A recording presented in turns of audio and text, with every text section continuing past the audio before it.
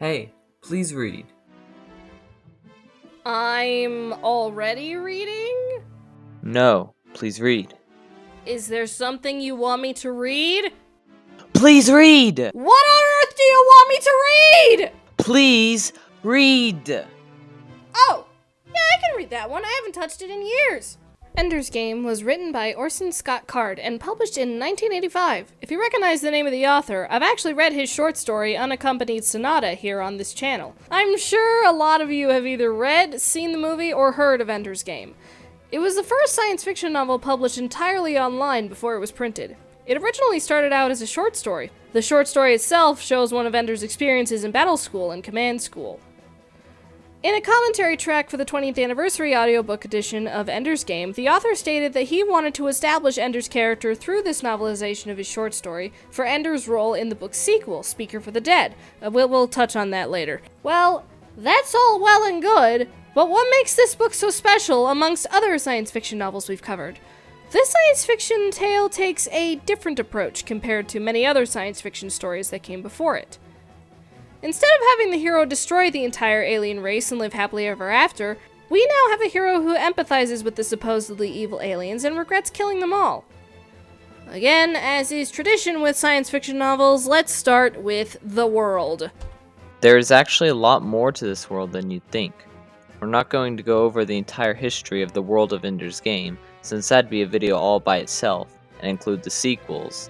But we are going to give you enough information that's important to the story. Earth has currently been fighting with insect-like aliens that everyone calls buggers. At this point in the story, there have been two major fights between the humans and the buggers. After the second fight, the nations of Earth supplied the International Fleet, or IF, with funds to better their defenses.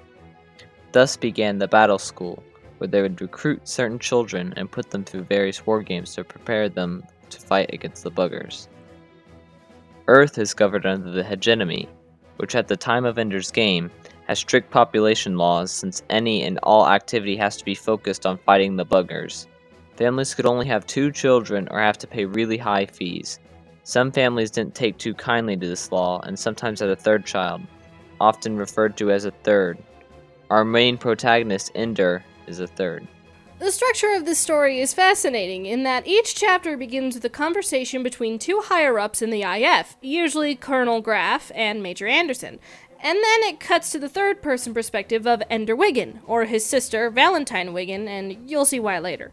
Anyways, the story begins with Andrew Wiggin, Ender, a 6-year-old third, who just got his monitor removed. Now, the removal of the monitor usually means that the government doesn't want this child to go to battle school. However, we learn from the little conversation at the beginning of the chapter that the monitor was removed, so the government could see how Ender handles himself without it. Because he no longer has his monitor, Ender is bullied by a kid named Stilson. Ender, of course, doesn't take too kindly to that and attacks him brutally, which is unlike him. Stilson actually dies from his injuries, but they won't tell Ender that. Anyways, after a near-death experience from Peter, Ender's sociopathic brother, Colonel Graff comes to Ender's house and recruits him for battle school. Ender is a little reluctant to leave since he cares immensely about his sister Valentine, but he goes since he feels he has to go there. While at battle school, we learn that Graff and the other leaders are intentionally manipulating Ender's social environment to make him into the greatest fighter ever. They start by isolating him from his peers, making it harder for him to make friends. He does make a few friends and even gets promoted a few times for his interesting problem-solving skills in the heat of battle. During this time, he also stages some extra practices for the brand new recruits, but since the leaders of the school are manipulating his social environment, that doesn't last very long. Throughout most of battle school, Ender believes the teachers will protect him because of his skill. But because of the social environment, one of Ender's old commanders tries to kill him. Ender fights back and does end up killing Bonzo. Shortly after that incident, Ender is promoted to command school, which is located on the planet Eros.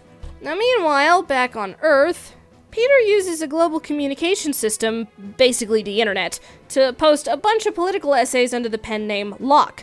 He later recruits the help of Valentine to pose under the pen name Demosthenes, and publish essays that he tells her to write. Valentine doesn't trust Peter, but she writes those essays anyway. Eventually, their essays are taken quite seriously by the government. Now, Graf and the other higher-ups know the identities of Locke and Demosthenes, but keep it a secret, since those essays are pretty handy. Now, why all the political essays? Peter can sense political unrest in the government and wants to give it a little push so he can eventually become part of the government and rule the world. Let's go back to Ender. At command school, he starts working on simulators now instead of little games. He is then introduced to Mazer Rackham, the hero of the previous invasion. Mazer's job is to help him understand how the buggers function. They actually function pretty much like ants. There's a queen and a hive mind where they all communicate telepathically. Mazer actually learned, whilst in battle, that if you take out the queen, you take out most of the soldiers. Due to all the harder simulations, the way Mazer is treating him and his isolation, Ender is getting depressed and very tired because he's not sleeping well and he has to get up early to do simulations. The only good news is that he can do these simulations with his friends. Finally comes the day of the last test. This particular simulation includes a planet. Well, there's a lot of enemy forces here, so Ender decides to sacrifice his entire fleet by sending them toward the planet and releasing bombs known as Molecular Detachment Devices, or MD device.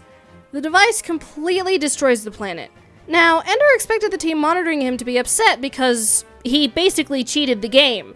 Why are they cheering? Well, it turns out that those simulations Ender has been doing, those weren't simulations. He was actually commanding real battle fleets that had made it to the bugger homeworld. And he literally just destroyed the home planet of the buggers. While Ender is technically hailed a hero, he feels awful that he literally just committed genocide. Ender spends weeks isolated. Back on Earth, war has broken out due to all the political unrest. It eventually reached the space station on Eros, and everybody's had to keep Ender safe while he recovers. Thankfully, that war is over now, but guess who happens to be in charge now? Peter. Valentine meets up with Ender on Eros sometime later, and the two join space colonists who want to colonize some of the worlds the buggers colonized. On the new planet, Ender becomes the colony's governor. While exploring the planet, he finds an odd structure resembling the game he played at Battle School. At that structure, he finds a dormant egg of a bugger queen. The queen telepathically communicates to Ender that they didn't understand they were hurting people and assumed that humans were not intelligent. The queen wants Ender to take the egg to a new safe planet for the buggers to colonize.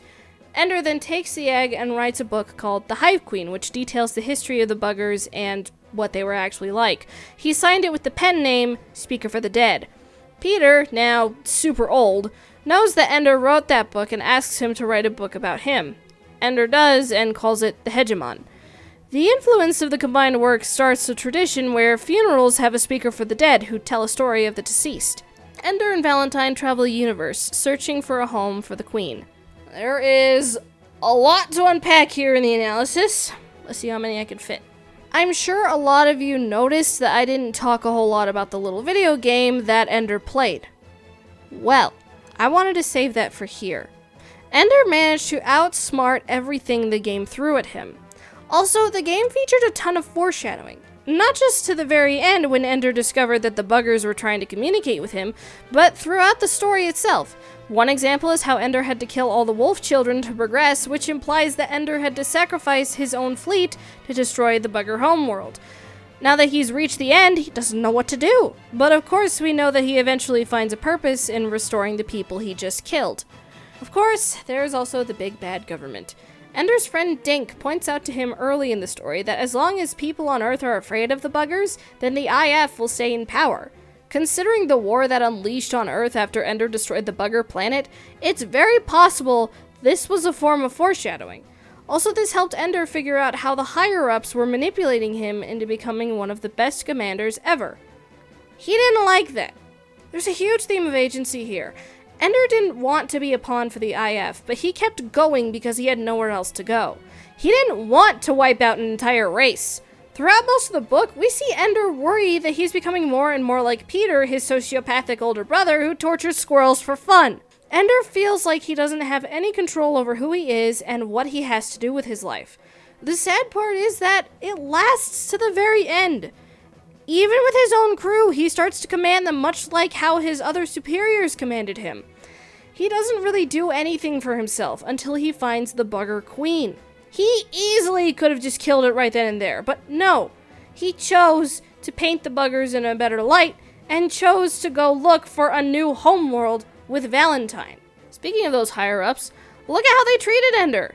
They knew he had the empathy and emotional capacity to understand the buggers and how they think, but they also wanted him to have just enough bloodlust to get the job done. While yes, that treatment did make Ender one of the greatest commanders ever, it hurt Ender. They had to trick him into getting the job done because they knew if they told Ender that those simulations were actual battles, he wouldn't do it. And even after the battle, nobody treated Ender like a human being. He was just a name and a story to them. I love one of the lines at the end, how Valentine wrote down the history and wrote down stories for the living, while Ender spoke stories for the dead. It's an interesting symbolism. Valentine is shown as very compassionate. The IF actually didn't want her in battle since she was too compassionate. They also didn't want Peter because of his behavior. Ender is that interesting balance of the two sides, yet he sees himself as the one who caused death, even when he's about to help create new life. Alright, that's enough analysis for today. There was a movie adaptation of Ender's Game in 2013. I remember seeing it in the theaters, and it was pretty good from what I recall. I haven't seen the film in years, so I can't safely tell you how accurate it is to the book. Ender's Game was also going to be adapted into a video game in 2008, however, I believe that project was cancelled.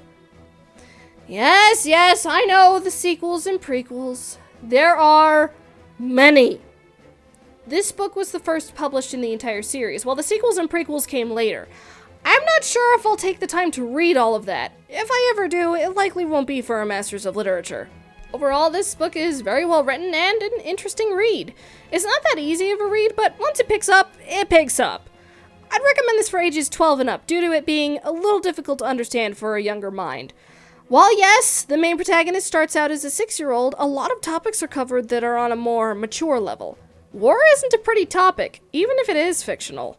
Ender's Game is a fascinating read, and I'm glad I picked it up again after so long. I hope you will be able to enjoy this book as much as I did. Happy reading!